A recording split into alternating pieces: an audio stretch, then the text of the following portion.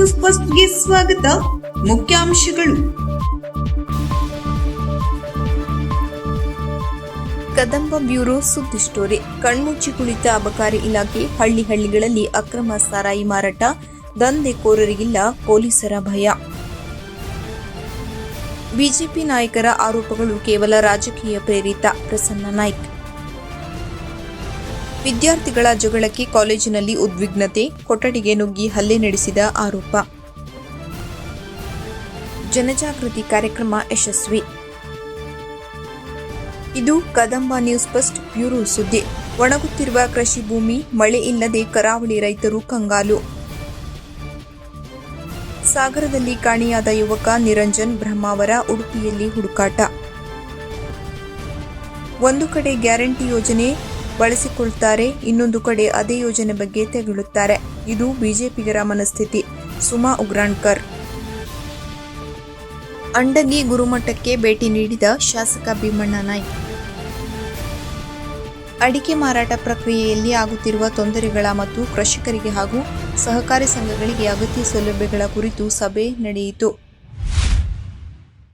ಇದು Kadamba news first bureau ವರದಿ. ಕಣ್ಮುಚ್ಚಿ ಕುಳಿತ ಅಬಕಾರಿ ಇಲಾಖೆ. ಹಳ್ಳಿಗಳಲ್ಲಿ ಅಕ್ರಮ ಸಾರಾಯಿ ಮಾರಾಟ. ದಂಧೆಕೋರರಿಗಿಲ್ಲ ಪೊಲೀಸರ ಭಯ. ಶಿರಸಿ ತಾಲೂಕಿನ ಸುತ್ತಮುತ್ತಲಿನ ಹಳ್ಳಿಗಳಲ್ಲಿ ಅಕ್ರಮ ಸಾರಾಯಿ ಮಾರಾಟ ಯಾರ ಭಯವಿಲ್ಲದೆ ಅತ್ಯಂತ ರಾಜಾರೋಷವಾಗಿ ನಡೆಯುತ್ತಿರುವುದು ಸಾರ್ವಜನಿಕರನ್ನ ಬೆಚ್ಚಿ ಬೀಳಿಸಿದೆ. ಅಲ್ಲದೆ ಈ ದಂಧೆಗೆ ಸ್ವತಃ ಪೊಲೀಸರೇ ಖುದ್ದಾಗಿ ಬಂದು ಪ್ರತಿ ತಿಂಗಳು ಸಾವಿರಾರು ರೂಪಾಯಿ ಹಪ್ತಾ ವಸೂಲಿ ಮಾಡುತ್ತಿದ್ದಾರೆಂದು ಸಾರ್ವಜನಿಕ ವಲಯದಲ್ಲಿ ಆರೋಪ ಕೇಳಿಬಂದಿದೆ. ಅಸಲಿಗೆ ಈ ದಂಧೆ ನಡೆಯುತ್ತಿರುವುದು ಶಿರಸಿ ತಾಲೂಕಿನ ಬಿಸಿಲಕೊಪ್ಪ ಮತ್ತು ಹಲಗದ್ದೆ ಗ್ರಾಮಗಳಲ್ಲಿ. ಈ ಗ್ರಾಮಗಳು ಶಿರಸಿ ಹುಬ್ಬಳ್ಳಿ ರಾಷ್ಟ್ರೀಯ ಹೆದ್ದಾರಿ ಹಾಗೂ ಉಸರಿ ಹಲಗದ್ದೆ ರಸ್ತೆ ಮಗ್ಗಲುಗಳಲ್ಲಿ ಕಂಡು ಬರುತ್ತದೆ. ದಿನನಿತ್ಯ ಈ ರಸ್ತೆಯಲ್ಲಿ ಸಾವಿರಾರು ಜನರು ಓಡಾಟ ಮಾಡುತ್ತಾರೆ. ಅಲ್ಲದೆ ಈ ಬಿಸಿಲಕೊಪ್ಪ ಗ್ರಾಮವು ಹಾಗೂ ಹಲಗದ್ದೆ ಗ್ರಾಮಗಳು ಇತ್ತೀಚಿನ ದಿನಗಳಲ್ಲಿ ಒಂದು ಹೋಬಳಿ ಮಟ್ಟದ ವ್ಯಾಪಾರ ವಹಿವಾಟಿನ ಕೇಂದ್ರವಾಗಿ ಬೆಳೆದಿದೆ. ಅದಕ್ಕಾಗಿ ಈ ಗ್ರಾಮದ ಸುತ್ತಮುತ್ತಲಿನ ಸಣ್ಣ ಗ್ರಾಮಗಳ ಜನರು ಈ ಬಿಸಿಲಕೊಪ್ಪಕ್ಕೆ ಬಂದು ತಮ್ಮ ದಿನನಿತ್ಯದ ವ್ಯಾಪಾರ ವಹಿವಾಟು ಮಾಡುವುದು ಸಹಜವಾಗಿದೆ. ಅದೇ ಈ ರೀತಿ ಅನೇಕ ವಿದ್ಯಾರ್ಥಿನಿಯರು ಪ್ರತಿನಿತ್ಯ ತಮ್ಮ ಗ್ರಾಮಗಳಿಂದ ಶಾಲಾ ಕಾಲೇಜುಗಳಿಗೆ ತೆರಳುವ ದಿನನಿತ್ಯದ ಮಾರ್ಗ ಇದಾಗಿದೆ. ಈ ಒಂದು ಅಭಿವೃದ್ಧಿ ಹೊಂದುತ್ತಿರುವ ಬಿಸಿಲಕೊಪ್ಪ ಹಲಗದ್ದೆ ಗ್ರಾಮಗಳು ಶಿರಸಿ ಹುಬ್ಬಳ್ಳಿ ರಾಷ್ಟ್ರೀಯ ಹೆದ್ದಾರಿಯ ಅಕ್ಕಪಕ್ಕದ ಅಂಗಡಿಗಳಲ್ಲಿ ಯಾರ ಭಯವಿಲ್ಲದೆ ಹಾಗೂ ಯಾವುದೇ ಪರವಾನಗಿ ಇಲ್ಲದೆ ರಾಜಾರೋಷವಾಗಿ ಅಕ್ರಮ ಸಾರಾಯಿಗಳನ್ನು ಮಾರಾಟ ಮಾಡುತ್ತಿದ್ದಾರೆ. ಈ ಹಿಂದೆ ಈ ಗ್ರಾಮದ ಸುತ್ತಮುತ್ತಲಿನಲ್ಲಿ ಸಿಗುವ ಅಕ್ರಮ ಸಾರಾಯಿ ಸೇವಿಸಿ ಅನೇಕ ಹದಿಹರೆಯದ ಯುವಕರು ತಮ್ಮ ಕಿಡ್ನಿ ವೈಫಲ್ಯದಿಂದ ಬಳಲಿ ಈಗಾಗಲೇ ಸಾವನ್ನಪ್ಪುತ್ತಿದ್ದಾರೆ.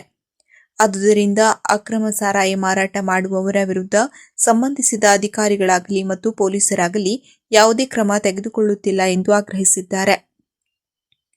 ಅಲ್ಲದೆ ಬಹುತೇಕ ಈ ಭಾಗದಲ್ಲಿ ಗುಡ್ಡಗಾಡು ಪ್ರದೇಶ ಬರುವುದರಿಂದ ಬಹುತೇಕ ಹೆಣ್ಣುಮಕ್ಕಳು ಮನೆಯಿಂದ ಶಾಲೆಗೆ, ಶಾಲೆಯಿಂದ ಮನೆಗೆ ಓಡಾಡುತ್ತಾರೆ. ಈ ಭಾಗದಲ್ಲಿ ಹೆಚ್ಚು ಅಕ್ರಮ ಸಾರಾಯಿ ಮಾರಾಟವಾಗುತ್ತಿರುವುದರಿಂದ ಕುಡಿದ ನಶೆಯಲ್ಲಿ ಈ ಭಾಗದ ಹೆಣ್ಣು ಮಕ್ಕಳ ಅಥವಾ ಅಪ್ರಾಪ್ತ ಮಕ್ಕಳ ಮೇಲೆ ಲೈಂಗಿಕ ಕಿರುಕುಳ ಮತ್ತು ಅತ್ಯಾಚಾರದಂತಹ ಘಟನೆಗಳು ಸಂಭವಿಸಿದರೆ ಹಾಗೂ ಕಳ್ಳತನವಾದರೆ ಅದಕ್ಕೆ ಹೊಣೆ ಯಾರು ಎಂದು ಬುದ್ಧಿಜೀವಿ, ನಾಗರಿಕ ಹಾಗೂ ಸಾರ್ವಜನಿಕರ ಯಕ್ಷಪ್ರಶ್ನೆಯಾಗಿದೆ. ಈ ಹಿಂದೆ ಅಕ್ರಮ ಸಾರಾಯಿ ಕುರಿತು ಸಾರ್ವಜನಿಕ ಹೋರಾಟಗಳು ನಡೆದಾಗ 4-5 ದಿನ ಅಕ್ರಮ ಸಾರಾಯಿ ಅಂಗಡಿಗಳು ಬಂದ್ ಆಗಿರುತ್ತವೆ. ನಂತರ ಪುನಃ ಆರಂಭವಾಗುತ್ತವೆ. ಇದಕ್ಕೆ ಯಾರ ಕೈವಾಡವಿದೆ ಎಂಬುದು ಸಾರ್ವಜನಿಕರಿಗೆ ತಿಳಿಯುತ್ತಿಲ್ಲ. ಆದ ಕಾರಣ ಸಂಬಂಧಪಟ್ಟ ಇಲಾಖೆ ಅಧಿಕಾರಿಗಳು ಮತ್ತು ಜನಪ್ರತಿನಿಧಿಗಳು ಇತ್ತ ಕಡೆ ಗಮನ ಹರಿಸಿ ಈ ಅಕ್ರಮ ಸಾರಾಯಿ ಮಾರಾಟವನ್ನ ನಿಷೇಧಿಸಿ ತಪ್ಪಿತಸ್ಥರ ಮೇಲೆ ಕಾನೂನು ಕ್ರಮ ಜರುಗಿಸಿ ಈ ಭಾಗದ ಸುತ್ತಮುತ್ತಲಿನ ವಿದ್ಯಾರ್ಥಿನಿಯರು ಹಾಗೂ ಸಾರ್ವಜನಿಕರು ನಿರ್ಭಯದಿಂದ ಓಡಾಡುವಂತೆ ಆಗಬೇಕೆಂದು ಇಲ್ಲಿಯ ಸ್ಥಳೀಯರ ಆಶಯವಾಗಿದೆ. ಈಗಾಗಲೇ ಶಿರಸಿ ವಿಭಾಗದ ಡಿವೈಎಸ್ಪಿ ಶ್ರೀಮತಿ ಗೀತಾ ಪಾಟೀಲ್ ಅವರು ಅನೇಕ ಕಡೆ ಓಸಿ ಮಟಕ ಮತ್ತು ಗಾಂಜಾ ಹಾಗೂ ಇಸ್ಪೀಟ್ ಅಡ್ಡಗಳ ಮೇಲೆ ದಾಳಿ ಮಾಡಿ ಅವುಗಳನ್ನು ಬಂದು ಮಾಡಿಸುವಲ್ಲಿ ಯಶಸ್ವಿಯಾಗಿದ್ದಾರೆ. ಹಾಗೆಯೇ ಈ ಅಕ್ರಮ ಸಾರಾಯಿಯನ್ನ ಬಂದು ಮಾಡಿಸುವಲ್ಲಿ ಯಶಸ್ವಿಯಾಗಲಿ ಎಂದು ಸಾರ್ವಜನಿಕರ ಆಶಯವಾಗಿದೆ. ಶಿರಸಿ ತಾಲೂಕಿನ ಹಳ್ಳಿಗಳಲ್ಲಿ ಅಕ್ರಮ ಸಾರಾಯಿ ಮಾರಾಟ ಮಾಡುತ್ತಿರುವುದು ನಮ್ಮ ಗಮನಕ್ಕೆ ಬಂದಿದೆ.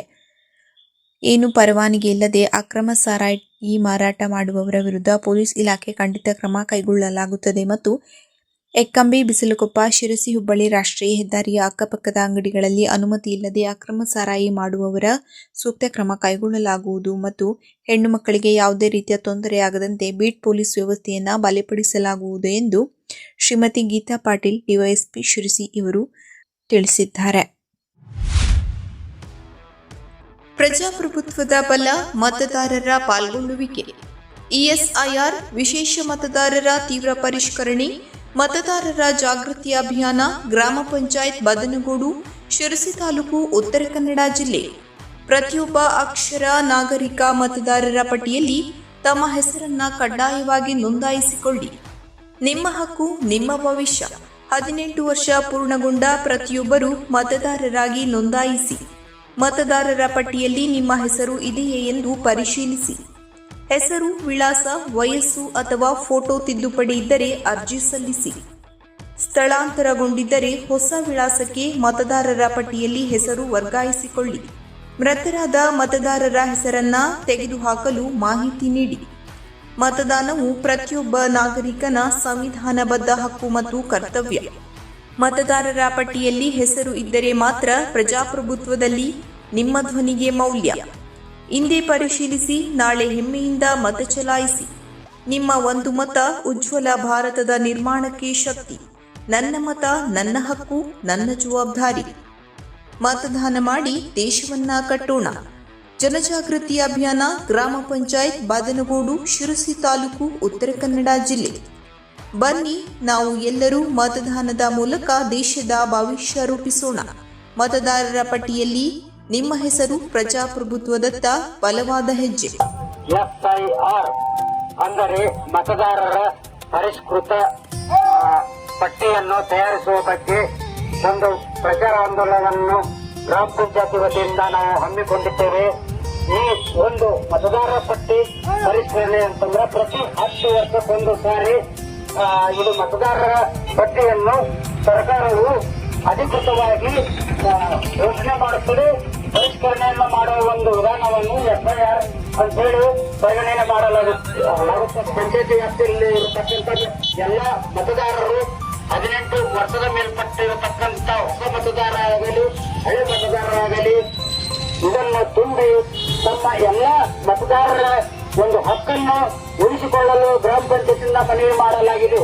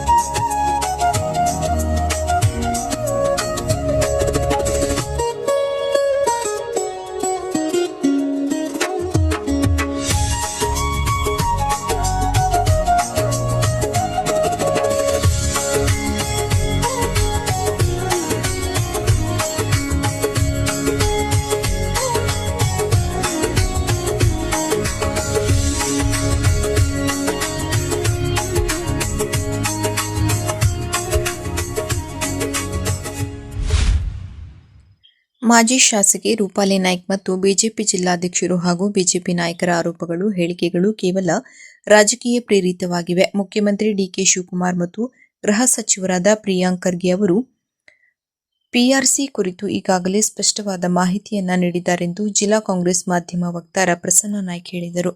ನಗರದ ಜಿಲ್ಲಾ ಕಾಂಗ್ರೆಸ್ ಕಚೇರಿಯಲ್ಲಿ ಬುಧವಾರ ಸುದ್ದಿಗೋಷ್ಠಿ ನಡೆಸಿ ಮಾತನಾಡಿದ ಅವರು, ಅಕ್ರಮ ಬಾಂಗ್ಲಾ ವಲಸಿಗರು ದೇಶದೊಳಗೆ ಬಂದಿದ್ದಾರೆ ಎಂದಾದರೆ ರಾಷ್ಟ್ರೀಯ ಬದ್ಧತೆ ಮತ್ತು ಗಡಿ ರಕ್ಷಣೆಯ ಹೊಣೆ ಯಾರದ್ದು?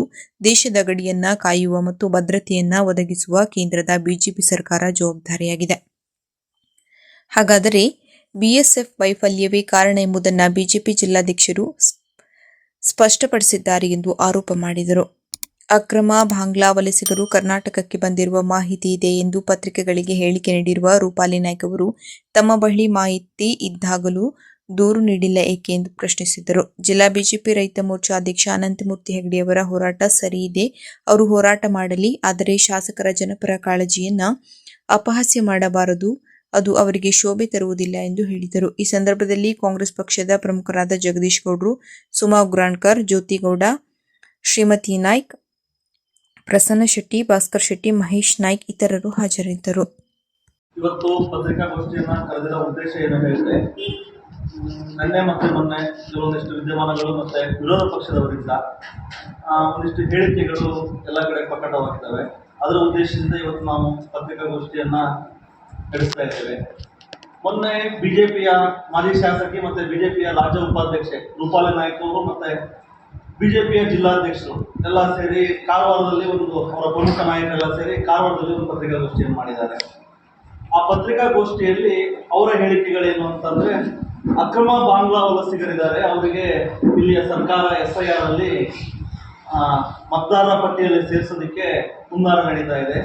ಅಕ್ರಮ ಬಾಂಗ್ಲಾ ವಲಸಿಗರು ಪಶ್ಚಿಮ ಬಂಗಾಳದಿಂದ ಹೊರದೂಡಲ್ಪಡ್ತಾ ಇದ್ದಾರೆ, ಅವರೆಲ್ಲ ಇವಾಗ ಕರ್ನಾಟಕಕ್ಕೆ ಬಂದಿದ್ದಾರೆ ಅಂತ ಹೇಳಿ ಮಾಹಿತಿ ಇದೆ ಅನ್ನೋ ರೀತಿಯಲ್ಲಿ ಅವರು ಹೇಳಿಕೆಯನ್ನು ಕೊಟ್ಟಿದ್ದಾರೆ.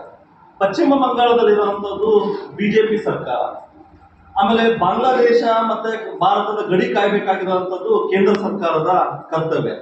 ಹಾಗಿದ್ದಾಗ ಸಹ ಅಕ್ರಮ ಬಾಂಗ್ಲಾ ವಲಸಿಗರು ಭಾರತದೊಳಗೆ ನುಗ್ತಾ ಇದ್ದಾರೆ ಹೇಳಿದ್ರೆ ಅದು ಕೇಂದ್ರ ಸರ್ಕಾರದ್ದು ಮತ್ತೆ ಅಲ್ಲಿರುವ ಗಡಿ ಭದ್ರತಾ ಪಡೆಗಳ ವೈಫಲ್ಯ ಆಗ್ತದೆ.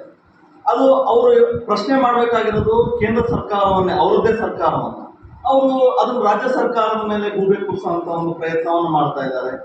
ಅದಾದ್ಮೇಲೆ ಇದು ಅವರು ಈ ನಮ್ಮ ಜಾತಿ ಗಣತಿ ಬಗ್ಗೆ ಮಾತಾಡಿದ್ರು. ನಾವು ಅದನ್ನ 100 ಕೋಟಿ ಖರ್ಚು ಮಾಡಿದ್ದಾರೆ ರಾಜ್ಯ ಕಾಂಗ್ರೆಸ್ ಸರ್ಕಾರದವರು, ಜಾತಿ ಗಣತಿಯನ್ನ ಬಿಡುಗಡೆ ಮಾಡ್ತಾ ಇಲ್ಲ ಅಂತ. ಜಾತಿ ಗಣತಿಯನ್ನ ಕಾಂಗ್ರೆಸ್ ಸರ್ಕಾರ ಕಾನೂನು ಬದ್ಧವಾಗಿ ಮಾಡಿದೆ. ಆಮೇಲೆ ಎಲ್ಲಾ ಸಮುದಾಯಕ್ಕೂ ಮತ್ತೆ ನ್ಯಾಯ ಸಿಗುವ ರೀತಿಯಲ್ಲಿ ಸರ್ಕಾರ ಅದನ್ನು ಪರಿಶೀಲಿಸಿ ಕ್ರಮವನ್ನ ಕೈಗೊಳ್ಳುತ್ತದೆ. ಜೊತೆಗೆ ಅವರು ವಿದ್ಯಾರ್ಥಿಗಳ ನಡುವಿನ ಸಣ್ಣ ಜಗಳವೊಂದು ಕಾಲೇಜಿಗೆ ಆತಂಕದ ವಾತಾವರಣ ನಿರ್ಮಿಸಿದ ಘಟನೆ ಮುಂಡಗೋಡು ತಾಲೂಕಿನ ಕರಗಿನಕೊಪ್ಪ ಗ್ರಾಮದ ಮೊರಾರ್ಜಿ ದೇಸಾಯಿ ವಿಜ್ಞಾನ ಪದವಿ ಪೂರ್ವ ಕಾಲೇಜಿನಲ್ಲಿ ನಡೆದಿದೆ. ವಿದ್ಯಾರ್ಥಿಗಳ ನಡುವಿನ ವಿವಾದದ ಕುರಿತು ವಿಚಾರಣೆ ನಡೆಸುತ್ತಿದ್ದ ವೇಳೆ ಕೆಲ ಪೋಷಕರು ಹಾಗೂ ಅವರೊಂದಿಗೆ ಬಂದವರು ಕಾಲೇಜಿನ ಕೊಠಡಿಗೆ ನುಗ್ಗಿ ವಿದ್ಯಾರ್ಥಿ, ಪ್ರಾಂಶುಪಾಲ ಮತ್ತು ಸಿಬ್ಬಂದಿ ಮೇಲೆ ಹಲ್ಲೆ ನಡೆಸಿದ ಆರೋಪ ಕೇಳಿಬಂದಿದ್ದು, ಈ ಸಂಬಂಧ ಮುಂಡಗೋಡು ಪೊಲೀಸ್ ಠಾಣೆಯಲ್ಲಿ ಪ್ರಕರಣ ದಾಖಲಾಗಿದೆ. ಬಾಲಕರ ವಸತಿ ನಿಲಯದಲ್ಲಿ 9ನೇ ತರಗತಿಯ ವಿದ್ಯಾರ್ಥಿ ಹಾಗೂ ದ್ವಿತೀಯ PUC ವಿದ್ಯಾರ್ಥಿಗಳ ನಡುವೆ ಮಾತಿನ ಚಕಮಕಿ ನಡೆದು ಗಲಾಟೆಗೆ ತಿರುಗಿತ್ತು. ಈ ಘಟನೆಯ ಸತ್ಯಾಸತ್ಯತೆ ತಿಳಿದುಕೊಳ್ಳಲು ಪ್ರಾಂಶುಪಾಲ ಆನಂದ್ ಚಿಕ್ಕೋಡಿ ಅವರು ಶಿಕ್ಷಕರ ಸಮ್ಮುಖದಲ್ಲಿ ಸಂಬಂಧಿತ ವಿದ್ಯಾರ್ಥಿಗಳನ್ನು ಕರೆಸಿ ವಿಚಾರಣೆ ನಡೆಸುತ್ತಿದ್ದರು. ವಿಚಾರಣೆ ನಡೆಯುತ್ತಿದ್ದ ಸಮಯದಲ್ಲಿ 9ನೇ ತರಗತಿ ವಿದ್ಯಾರ್ಥಿಯ ಪಾಲಕರು ಮತ್ತು ಅವರೊಂದಿಗೆ ಬಂದ ಕೆಲವರು ಅನುಮತಿ ಪಡೆಯದೆ ಕಾಲೇಜಿನ ಕೊಠಡಿಗೆ ಪ್ರವೇಶಿಸಿದ್ದಾರೆ ಎನ್ನಲಾಗಿದೆ. ಬಳಿಕ ಅಲ್ಲಿ ಇದ್ದ ವೆಂಕಟೇಶ್ ಎಂಬ ವಿದ್ಯಾರ್ಥಿಯ ಮೇಲೆ ಹಲ್ಲೆ ನಡೆದಿದ್ದು, ಪರಿಸ್ಥಿತಿ ನಿಯಂತ್ರಿಸಲು ಮುಂದಾದ ಪ್ರಾಂಶುಪಾಲ ಹಾಗೂ ಸಿಬ್ಬಂದಿಯ ಮೇಲೆಯೂ ಹಲ್ಲೆ ನಡೆಸಲಾಗಿದೆ ಎಂದು ದೂರಿನಲ್ಲಿ ಉಲ್ಲೇಖಿಸಲಾಗಿದೆ. ಘಟನೆಯಿಂದ ಕೆಲಕಾಲ ಕಾಲೇಜು ಆವರಣದಲ್ಲಿ ಉದ್ವಿಗ್ನ ವಾತಾವರಣ ನಿರ್ಮಾಣವಾಗಿತ್ತು. ಪ್ರಾಂಶುಪಾಲ ಆನಂದ ಚಿಕ್ಕೋಡಿ ಅವರು ನೀಡಿದ ದೂರಿನ ಆಧಾರದ ಮೇಲೆ ಮುಂಡಗೋಡು ಪೊಲೀಸ್ ಠಾಣೆಯಲ್ಲಿ ಪ್ರಕರಣ ದಾಖಲಿಸಲಾಗಿದೆ. ಭಾರತೀಯ ನ್ಯಾಯ ಸಂಹಿತೆಯ ಸಂಬಂಧಿತ ಕಲಂಗಳು ಹಾಗೂ ಬಾಲ ನ್ಯಾಯ ಕಾಯ್ದೆಯಡಿ ಪ್ರಕರಣ ದಾಖಲಿಸಿಕೊಂಡಿರುವ ಪೊಲೀಸರು ಆರೋಪಿಗಳ ವಿರುದ್ಧ ತನಿಖೆ ಆರಂಭಿಸಿದ್ದು, ಘಟನೆಯ ಕುರಿತು ಹೆಚ್ಚಿನ ಮಾಹಿತಿ ಕಲೆ ಹಾಕುತ್ತಿದ್ದಾರೆ. 2026-27ನೇ ಸಾಲಿನ SIR ಚಟುವಟಿಕೆ ಅಂಗವಾಗಿ ಗ್ರಾಮ ಪಂಚಾಯತ್ ಬದನಗೂಡ ವತಿಯಿಂದ ದಾಸನಕೊಪ್ಪ ಮುಜರೆಯಲ್ಲಿ ಮಾನ್ಯ ಕಾರ್ಯನಿರ್ವಾಹಕ ಅಧಿಕಾರಿಗಳು, ಆಡಳಿತಾಧಿಕಾರಿಗಳು, ಕಾರ್ಯದರ್ಶಿ, ದ್ವಿತೀಯ ದರ್ಜೆ ಲೆಕ್ಕ ಸಹಾಯಕರು ಹಾಗೂ ಗ್ರಾಮ ಪಂಚಾಯತ್ ಸಿಬ್ಬಂದಿಗಳ ಸಹಯೋಗದೊಂದಿಗೆ ಜನರಲ್ಲಿ ಜಾಗೃತಿ ಮೂಡಿಸುವ ಕಾರ್ಯಕ್ರಮವನ್ನು ಅದ್ದೂರಿಯಾಗಿ ನೆರವೇರಿಸಲಾಯಿತು. ರವಿವಾರ ದಿನದಂದು ಸಂತೆ ಇರುವುದರಿಂದ ಬಹಳಷ್ಟು ಜನರಿಗೆ ತಲುಪುವ ಉದ್ದೇಶದಿಂದ ಹಾಗೂ ಈ ಕಾರ್ಯಕ್ರಮದಲ್ಲಿ ಸುಮಾರು 800ಕ್ಕೂ ಹೆಚ್ಚು ಜನರಿಗೆ ತಲುಪಿಸುವ ಅವಕಾಶ ಇರುವುದರಿಂದ ಸದರಿ ದಿನದಂದು ಕಾರ್ಯಕ್ರಮವನ್ನು ಹಮ್ಮಿಕೊಂಡು ಯಶಸ್ವಿಯಾಗಿ ಪೂರ್ಣಗೊಳಿಸಲಾಯಿತು. ಜನರಿಗೆ ವಿಶೇಷವಾಗಿ ಮುಟ್ಟಿಸುವ ಉದ್ದೇಶದಿಂದ ಬೊಂಬೆ ವೇಷ ಧರಿಸಿ ಗ್ರಾಮ ಪಂಚಾಯಿತಿ ಸಿಬ್ಬಂದಿಗಳು ಅತಿ ಉತ್ಸಾಹದಿಂದ ಈ ಕಾರ್ಯಕ್ರಮವನ್ನು ಯಶಸ್ವಿಗೊಳಿಸಲು ಸಹಕಾರಿಯಾದರು. ಬಹುತೇಕ ಕರ್ಕಾಟಕ ಸಂಕ್ರಮಣದ ಒಳಗೆ ಕೃಷಿ ಚಟುವಟಿಕೆ ಮುಕ್ತಾಯದ ಹಂತಕ್ಕೆ ಬರುವ ದಿನದಲ್ಲಿ ಇಂದಿಗೂ ಸರಿಯಾದ ಮಳೆಯಿಲ್ಲದೆ ಜೀವನದಿಗಳಾದ ಸೀತಾ, ಸ್ವರ್ಣ ಮತ್ತು ಮಡಿಸಾಲು ಹೊಳೆಯಲ್ಲಿ ಪ್ರವಾಹ ಬಂದು ತುಂಬಿ ಹರಿಯಬೇಕಾದ ದಿನದಲ್ಲಿ ನದಿ ತೀರದ ಕೃಷಿಕರೇ ಭತ್ತದ ಬೇಸಾಯ ಮಾಡಲು ಆಗದೆ ರೈತರು ಕಂಗೆಟ್ಟಿದ್ದಾರೆ. ಬ್ರಹ್ಮಾವರ ತಾಲೂಕು ನದಿ ತೀರ ಭಾಗವಾದ ಬಾರಕೋರು, ಕೋರಾಡಿ, ಹನೇಹಳ್ಳಿ, ಹಂದಾಟಿ, ಮಟಪಾಡಿ, ನೀಲಾವರ, ಎಳ್ಳಂಪಳ್ಳಿ ಭಾಗದ ನದಿ ತೀರದ ಭತ್ತ ಬೆಳೆಯುವ ಕೃಷಿಕರು ಈ ವರ್ಷ ಪ್ರಕೃತಿಯನ್ನ ನಂಬಿ ಸಮಯಕ್ಕೆ ಸರಿಯಾಗಿ ಭೂಮಿಯನ್ನ ಹದ ಮಾಡಿ ಉಳುಮೆ ಬಿತ್ತನೆ ಮಾಡಿದ ಭತ್ತದ ಸಸಿಗಳನ್ನ ನಿಗದಿತ ದಿನಕ್ಕೆ ನಾಟಿ ಮಾಡಲು ಅಸಾಧ್ಯವಾಗಿ ಕೃಷಿ ಭೂಮಿಗಳು ನೀರಿಲ್ಲದೆ ಸೊರಗುತ್ತಿರುವುದು ಕಂಡುಬರುತ್ತಿದೆ. ಕೆಲವೊಂದು ಕಡೆಯಲ್ಲಿ ಕೂಲಿ ಆಳುಗಳ ಮೂಲಕ ಸಾಂಪ್ರದಾಯಿಕ ನಾಟಿ ಮಾಡುತ್ತಿರುವುದನ್ನ, ಇನ್ನು ಕೆಲವು ಭಾಗದಲ್ಲಿ ಭತ್ತವನ್ನ ಮೊಳಕೆ ಮಾಡಿ ಬಿತ್ತನೆ ಮಾಡುತ್ತಿರುವುದು ಕಂಡುಬರುತ್ತಿದ್ದು, ಈಗಾಗಲೇ ನಾಟಿ ಮಾಡಿದ ಗದ್ದೆಯಲ್ಲಿ ನೀರು ಇಲ್ಲದೆ ಒಣಗುತ್ತಿರುವುದು ಕಂಡುಬಂದು ಸಂಕ್ರಮಣ ಅಮಾವಾಸ್ಯೆಗೆ ಭಾರೀ ಮಳೆ ಬರುವ ಕೃಷಿಕರ ಎಲ್ಲಾ ಲೆಕ್ಕಾಚಾರಕ್ಕೆ ಪ್ರಕೃತಿ ಮುನ್ನಿದಂತೆ ಕಾಣುತ್ತಿದ್ದು, ಕೃಷಿಕರು ಕಂಗಾಲಾಗಿರುವುದು ಕಂಡುಬರುತ್ತಿದೆ. ಸಾಗರದ ಹುರುಳಿಕೆಯ ನಿರಂಜನ್ ಅಲ್ಲಿನ ಎಂಡಿಎಫ್ ಕಾಲೇಜಿನಲ್ಲಿ ಪ್ರಥಮ ಪಿಯುಸಿಯಲ್ಲಿ ಶಿಕ್ಷಣ ಪಡೆಯುತ್ತಿರುವ ಯುವಕ ಜುಲೈ 11ರಂದು ಕಾಣೆಯಾಗಿದ್ದು, ಆ ಕುರಿತು ಸಾಗರ ಪೊಲೀಸ್ ಠಾಣೆಯಲ್ಲಿ ದೂರು ದಾಖಲಾಗಿದ್ದು, ಆತನು ಉಡುಪಿ ಕಡೆಯ ಬಸ್ನಲ್ಲಿ ಬಂದ ಕುರಿತು ಹೊಸನಗರದಲ್ಲಿ ಚಿಕ್ಕ ಮಾಹಿತಿಯನ್ನು ಆಧರಿಸಿ ಆತನ ಪೋಷಕರು ಉಡುಪಿ ಮತ್ತು ಬ್ರಹ್ಮಾವರ ಭಾಗದಲ್ಲಿ ಹುಡುಕಾಟ ನಡೆಸುತ್ತಿದ್ದಾರೆ. ಕಪ್ಪು ಶರ್ಟ್ ಮತ್ತು ಕಡುಪಾದ ಬಣ್ಣದ ಪ್ಯಾಂಟ್ ಧರಿಸಿದ ಅತಿ ಸೌಮ್ಯ ಸ್ವಭಾವದ ಕೋಲು ಮುಖದ ಈತ 5.5 ಅಡಿ ಎತ್ತರ ಇದ್ದು, ಈತನನ್ನ ಕಂಡವರು ಯಾರಾದರೂ 9741991998 ಅಥವಾ 9972515409 ಸಂಖ್ಯೆಗೆ ತಿಳಿಸುವಂತೆ ಈತನ ತಂದೆ ನಾಗೇಂದ್ರ ತಿಳಿಸಿದ್ದಾರೆ. ವಿಶ್ವಸಂಸ್ಥೆಯೇ ಹೊಗಳಿರುವ ಕಾಂಗ್ರೆಸ್ ಸರ್ಕಾರದ ಗೃಹಲಕ್ಷ್ಮಿ ಹಾಗೂ ಶಕ್ತಿ ಯೋಜನೆಯ ಲಾಭವನ್ನು ಸಂಪೂರ್ಣವಾಗಿ ಪಡೆದುಕೊಳ್ಳುತ್ತಿರುವ ಬಿಜೆಪಿ ಮಹಿಳಾ ಮುಖಂಡರು ಇನ್ನೊಂದು ಕಡೆ ಈ ಯೋಜನೆ ಸಂಪೂರ್ಣವಾಗಿ ವಿಫಲವಾಗಿದೆ ಎಂದು ಸುದ್ದಿಗೋಷ್ಠಿ ಮಾಡುತ್ತಾ ತಮ್ಮ ಪ್ರಚಾರಕ್ಕಾಗಿ ಬೇಜವಾಬ್ದಾರಿ ಹೇಳಿಕೆ ನೀಡುತ್ತಿದ್ದಾರೆಂದು ಗ್ಯಾರಂಟಿ ಅನುಷ್ಠಾನ ಸಮಿತಿಯ ತಾಲೂಕಾಧ್ಯಕ್ಷೆ ಶ್ರೀಮತಿ ಸುಮಾ ಉಗ್ರಾಣ್ಕರ್ ಅವರು ಬಿಜೆಪಿ ಶಿರಸಿ ಮಹಿಳಾ ಗ್ರಾಮೀಣ ಮಂಡಳದ ಅಧ್ಯಕ್ಷೆ ಉಷಾ ಹೆಗಡೆಯವರಿಗೆ ಟಾಂಗ್ ನೀಡಿದ್ದಾರೆ. ಅವರಿಂದು ಡಿಸಿಸಿ ಕಚೇರಿಯಲ್ಲಿ ನಡೆಸಿದ ಸುದ್ದಿಗೋಷ್ಠಿಯಲ್ಲಿ ಮಾತನಾಡುತ್ತಾ, ತಮ್ಮ ತಾಲೂಕಿನಲ್ಲಿ ಇಲ್ಲಿಯವರೆಗೆ ಸುಮಾರು 44,000 ಜನರು ಗೃಹಲಕ್ಷ್ಮಿ ಯೋಜನೆಯ ಲಾಭ ಪಡೆಯುತ್ತಿದ್ದಾರೆ. ಇದಕ್ಕಾಗಿ ಸರ್ಕಾರದಿಂದ ಸುಮಾರು 224 ಕೋಟಿ ಜಮಾ ಆಗಿರುವುದಾಗಿ ತಿಳಿಸಿದರು. ಇಂದು ಮಾನ್ಯ ಶಾಸಕರಾದ ಶ್ರೀ ಭೀಮಣ್ಣ ಟಿ ನಾಯ್ಕ ಅವರು ಬನವಾಸಿ ವ್ಯಾಪ್ತಿಯ ಪ್ರಸಿದ್ಧ ಧಾರ್ಮಿಕ ಕೇಂದ್ರವಾದ ಅಂಡಗಿ ಗುರುಮಠಕ್ಕೆ ಭೇಟಿ ನೀಡಿ ಪರಮಪೂಜ್ಯ ಶ್ರೀ ಶ್ರೀ ಶ್ರೀ ಅವಧೂತ ಕಲ್ಲೀಶ್ವರ ಮಹಾಸ್ವಾಮಿಗಳ ಪುಣ್ಯಮೂರ್ತಿಗೆ ಪುಷ್ಪ ಸಮರ್ಪಣೆ ಮಾಡಿ ಭಕ್ತಿಪೂರ್ವಕವಾಗಿ ವಿಶೇಷ ಪೂಜೆ ಸಲ್ಲಿಸಿದರು. ಪೂಜಾ ಕಾರ್ಯಕ್ರಮದ ನಂತರ ವಿವಿಧ ತಾಲೂಕು ಹಾಗೂ ಜಿಲ್ಲೆಗಳಿಂದ ಮಠಕ್ಕೆ ಆಗಮಿಸಿದ್ದ ನೂರಾರು ಭಕ್ತಾದಿಗಳನ್ನು ಭೇಟಿಯಾಗಿ ಅವರೊಂದಿಗೆ ಕೆಲಕಾಲ ಸೌಹಾರ್ದಯುತವಾಗಿ ಸಮಯ ಕಳೆದರು. ಗುರುಗಳ ಆಶೀರ್ವಾದ ಸದಾ ನಮ್ಮ ಇಡೀ ಕ್ಷೇತ್ರದ ಜನತೆಯ ಮೇಲಿರಲಿ ಎಂದು ಈ ಸಂದರ್ಭದಲ್ಲಿ ಶಾಸಕರು ಪ್ರಾರ್ಥಿಸಿ, ಕ್ಷೇತ್ರಕ್ಕೆ ಭೇಟಿ ನೀಡಿದಾಗ ಸಿಗುವ ನೆಮ್ಮದಿ ಅಪಾರ ಎಂದು ಶಾಸಕರು ತಿಳಿಸಿದ್ದಾರೆ. ಶಿರಸಿ ನಗರದ ಟಿಎಂಎಸ್ ಸಭಾಭವನದಲ್ಲಿ ಕೃಷಿ ಉತ್ಪನ್ನ ಮಾರುಕಟ್ಟೆ ಸಮಿತಿ, ಕೃಷಿ, ಕೃಷಿಕ ಹಾಗೂ ಕೃಷಿ ಪತ್ತು ಸಂಘಗಳ ಶ್ರೇಯೋಭಿವೃದ್ಧಿ ಟ್ರಸ್ಟ್, ಶಿರಸಿ ತಾಲೂಕಾ ವ್ಯವಸಾಯ ಹುಟ್ಟುವಳಿಗಳ ಸಹಕಾರಿ ಮಾರಾಟ ಸಂಘ ನಿಯಮಿತ, ತೋಟಗಾರ್ಸ್ ಸೇಲ್ಸ್ ಸೊಸೈಟಿ ಲಿಮಿಟೆಡ್ ಹಾಗೂ Totgars rural cooperative agricultural multipurpose society limited ಹಾಗೂ ಎಲ್ಲ ಪ್ರಾಥಮಿಕ ಕೃಷಿ ಪತ್ತಿನ ಸಹಕಾರ ಸಂಘಗಳ ವತಿಯಿಂದ ಎಪಿಎಂಸಿ ಆಡಳಿತಾಧಿಕಾರಿಯಾದ ತಹಶೀಲ್ದಾರ್ ಪಟ್ಟರಾಜಗೌಡ ಅವರಿಗೆ ಬುಧವಾರ ಮನವಿ ಸಲ್ಲಿಸಲಾಯಿತು. ಟಿಎಂಎಸ್ ನಿರ್ದೇಶಕ ಎಂಪಿ ಹೆಗಡೆ ಮೊಟ್ಟೆಗದ್ದೆ ಪ್ರಾಸ್ತಾವಿಕವಾಗಿ ಮಾತನಾಡಿ, ನಮ್ಮಲ್ಲಿನ ಅಡಿಕೆಗಳು ಉತ್ತಮ ಗುಣಮಟ್ಟದ್ದಾಗಿರುತ್ತವೆ. ಇಲ್ಲಿಯಷ್ಟು ಸುಲಲಿತ ಅಡಿಕೆ ವ್ಯಾಪಾರ ಎಲ್ಲಿಯೂ ನಡೆಯುತ್ತಿಲ್ಲ. ರಾಜ್ಯಕ್ಕೆ ಮಾದರಿಯಾದ ವ್ಯಾಪಾರ ನಮ್ಮಲ್ಲಿದೆ. ಇಂದಿನ ಬೆಳವಣಿಗೆಗಳು ನಮಗೆ ಬೇಸರ ತಂದಿವೆ. ಇಲ್ಲಿ ಯಾರೂ ಕೂಡ ಅಡಿಕೆಗೆ ಹಾನಿಕಾರಕ ಬಣ್ಣ ಹಾಕುತ್ತಿಲ್ಲ. ಆದರೂ ಕೂಡ ತಮ್ಮ ಅಡಿಕೆಗಳನ್ನು ಟಾರ್ಗೆಟ್ ಮಾಡಲಾಗುತ್ತಿದೆ. ನಮ್ಮ ಅಡಿಕೆಗಳ ಮೇಲೆ ಆರೋಪ ಬಂದಾಗ ಮತ್ತೆ ಮೊದಲಿನ ವ್ಯಾಪಾರ ಸಾಧ್ಯವಾಗುವುದಿಲ್ಲ. ಈಗಾಗಲೇ ನಮ್ಮ ಪಾಲಿಗೆ ಪ್ರಥಮ ಪ್ರಾಶಸ್ತ್ಯ ಇದೆ. ಆದ್ದರಿಂದ ಅದನ್ನು ಕಳೆದುಕೊಳ್ಳುವ ಕೆಲಸಗಳನ್ನು ಯಾರೂ ಕೂಡ ಮಾಡಬಾರದು ಎಂದರು. ಟಿಎಸ್ಎಸ್ ಅಧ್ಯಕ್ಷ ಗೋಪಾಲಕೃಷ್ಣ ವೈದ್ಯ ಮಾತನಾಡಿ, ನಮ್ಮಲ್ಲಿನ ಅಡಿಕೆಯ ಗುಣಮಟ್ಟವನ್ನು ಕಾಪಾಡಿಕೊಂಡು ಹೋಗುವ ಜವಾಬ್ದಾರಿ ನಮ್ಮೆಲ್ಲರ ಮೇಲಿದೆ. ಅಡಿಕೆಯ ಪ್ರೊಸೆಸಿಂಗ್ ಮಾಡುವಲ್ಲಿ ನಾವು ಸರಿಯಾದ ಮಾರ್ಗಗಳನ್ನು ಅನುಸರಿಸಬೇಕು. ಹಸಿ ಅಡಿಕೆ ಖರೀದಿ ಮಾಡುತ್ತಿರುವುದು ತಪ್ಪು ಎಂದು ಭಾಸವಾಗುತ್ತಿದೆ. ಏಕೆಂದರೆ ಅಡಿಕೆಯನ್ನು ಖರೀದಿಸುವವರು ಯಾವ ರೀತಿ ಪ್ರೊಸೆಸಿಂಗ್ ಮಾಡುತ್ತಿದ್ದಾರೆ ಎನ್ನುವುದು ನಮಗೆ ಗೊತ್ತಾಗುವುದಿಲ್ಲ. ನಮ್ಮ ಅಡಿಕೆಯನ್ನು ಹಿಡಿದಿರುವುದು ತಪ್ಪು ನಿಜ. ಆದರೆ ಅಡಿಕೆಯನ್ನು ಯಾಕೆ ಹಿಡಿದಿದ್ದಾರೆ ಎನ್ನುವುದನ್ನು ಅರಿತುಕೊಳ್ಳುವ ಪ್ರಯತ್ನ ಮಾಡಬೇಕು. ಆದರೆ ಅಡಿಕೆಯನ್ನು ಹಿಡಿದಾಗ ನಮ್ಮಲ್ಲಿನ ಬೇರೆ ಕಡೆಯಿಂದ ಹಾನಿಕಾರಕ ಅಡಿಕೆ ಹೋಗುತ್ತಿದೆ ಎನ್ನುವುದು ಗೊತ್ತಾಗುತ್ತಿದೆ. ಇದೀಗ ನಮ್ಮ ಅಡಿಕೆಯ ಗುಣಮಟ್ಟದ ಬಗ್ಗೆ ಮಾನದಂಡಗಳ ಅನುಸಾರ ಪರೀಕ್ಷೆ ನಡೆಯುತ್ತಿದೆ. ಮಹಾರಾಷ್ಟ್ರದಲ್ಲಿ FSSAI ಮಾನದಂಡದ ಪ್ರಕಾರ ಅಡಿಕೆಯನ್ನು ಹಿಡಿಯಲಾಗುತ್ತಿದೆ. ಇದು ಬೆಳೆಗಾರರಿಗೆ ಸಮಸ್ಯೆ ತಂದೊಡ್ಡಿದೆ. ಮಹಾರಾಷ್ಟ್ರದಲ್ಲಿ ಲಾರಿಗಳನ್ನು ತಡೆದ ಮೇಲೆ ನಮ್ಮ ತಲೆ ಬಿಸಿ ಮತ್ತಷ್ಟು ಜಾಸ್ತಿಯಾಗಿದೆ. ಈಗಾಗಲೇ ಅಡಿಕೆ ಮಹಾಮಂಡಲದಿಂದ ನವದೆಹಲಿಯಲ್ಲಿ 2 ಸಭೆಗಳನ್ನು ನಡೆಸಲಾಗಿದೆ. ನಮ್ಮ ಲಾರಿಗಳನ್ನ ಹಿಡಿಯದಂತೆ ಮಾಡಿದ ಮನವಿಗೆ ಸ್ಪಂದಿಸಿ ಅದನ್ನ ಮುಕ್ತವಾಗಿಸಿದ್ದಾರೆ. ಆದ್ದರಿಂದ ಸಂಸದರಿಗೆ ಹಾಗೂ ಪ್ರಹ್ಲಾದ್ ಜೋಶಿ ಅವರಿಗೆ ಅಭಿನಂದನೆ ಸಲ್ಲಿಸುತ್ತೇನೆ ಎಂದರು. ಎಪಿಎಂಸಿ ಆಡಳಿತಾಧಿಕಾರಿಯಾದ ತಹಶೀಲ್ದಾರ್ ಪಟ್ಟರಾಜಗೌಡ ಮನವಿ ಸ್ವೀಕರಿಸಿ ಮಾತನಾಡಿ, ಮಾನವೀಯ ಬಗ್ಗೆ ಕೂಲಂಕುಷವಾಗಿ ಪರಿಶೀಲಿಸಿ ಜಿಲ್ಲಾಧಿಕಾರಿಗಳಿಗೆ ಮನವಿಯನ್ನ ಕಳಿಸುತ್ತೇವೆ.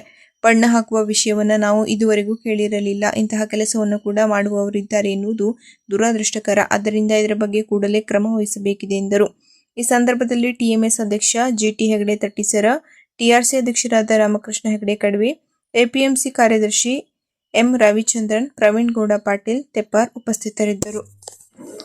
ಅಡಿಕೆ ಮಾರಾಟ ಪ್ರಕ್ರಿಯೆಯಲ್ಲಿ ಆಗ್ತಾ ಇರುವಂತಹ ತೊಂದರೆಗಳ ಬಗ್ಗೆ, ಆಗ್ತಾ ಇರುವಂತಹ ಸಮಸ್ಯೆಗಳ ಬಗ್ಗೆ ಮನವಿಯನ್ನು ಕೊಟ್ಟಿದ್ದೀರಿ.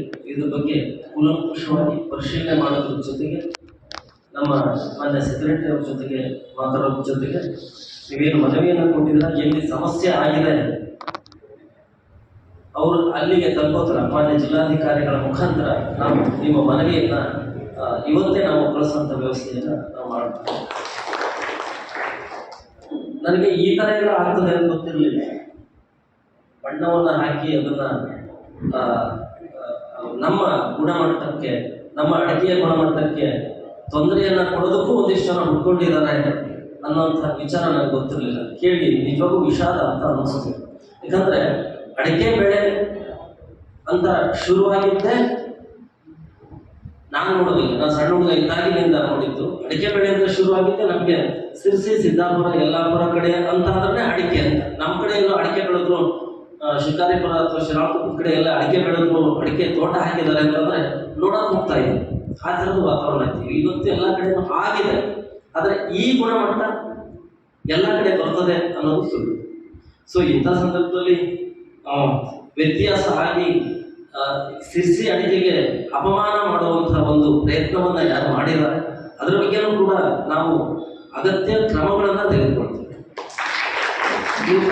ಯಾಕಂತಂದ್ರೆ ಒಂದು ಗೌರವ ಕಾಪಾಡ್ಕೊಂಡು ಬಂದಂತಹ ಅಡಿಕೆಯ ಸಂಸ್ಕೃತಿ ಏನಿದೆ ಅದಕ್ಕೆ ಧಕ್ಕೆ ಬರ್ತದೆ ಅಂತಂದ್ರೆ ಯಾವ ತಾಲೂಕು ಆಡಳಿತನೂ ಸುಮ್ಮನೆ ಕೂತ್ಕೊಳ್ಳೋಕೆ ಆಗಲ್ಲ. ಆ ದಿಕ್ಕಿನಲ್ಲಿ ನಮ್ಮ ಒಂದು ಅತ್ಯಂತ ಕಠಿಣವಾದ ಒಂದು ಕ್ರಮ ಇದ್ದೇ ಇರ್ತದೆ ಅನ್ನೋ ಒಂದು ಭರವಸೆಯನ್ನು ಕೊಡ್ತಾ ನಿಮ್ಮ ಮನವಿಯನ್ನ ಅಧಿಕೃತವಾಗಿ ನಾವು ಪರಿಗಣನೆ ಮಾಡ್ತಾ ಇದ್ದೀವಿ. ನಮಸ್ಕಾರ. ಕೊನೆಯಲ್ಲಿ ಮತ್ತೊಮ್ಮೆ ಮುಖ್ಯಾಂಶಗಳು. ಕದಂಬ ಬ್ಯೂರೋ ಸುದ್ದಿ ಸ್ಟೋರಿ. ಕಣ್ಮುಚ್ಚಿ ಕುಳಿತ ಅಬಕಾರಿ ಇಲಾಖೆ. ಹಳ್ಳಿಗಳಲ್ಲಿ ಅಕ್ರಮ ಸಾರಾಯಿ ಮಾರಾಟ. ದಂಧೆಕೋರರಿಗಿಲ್ಲ ಪೊಲೀಸರ ಭಯ.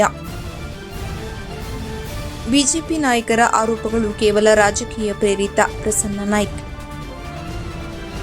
ವಿದ್ಯಾರ್ಥಿಗಳ ಜಗಳಕ್ಕೆ ಕಾಲೇಜಿನಲ್ಲಿ ಉದ್ವಿಗ್ನತೆ. ಕೊಠಡಿಗೆ ನುಗ್ಗಿ ಹಲ್ಲೆ ನಡೆಸಿದ ಆರೋಪ. ಜನಜಾಗೃತಿ ಕಾರ್ಯಕ್ರಮ ಯಶಸ್ವಿ. ಇದು ಕದಂಬ ನ್ಯೂಸ್ ಫಸ್ಟ್ ಬ್ಯೂರೋ ಸುದ್ದಿ.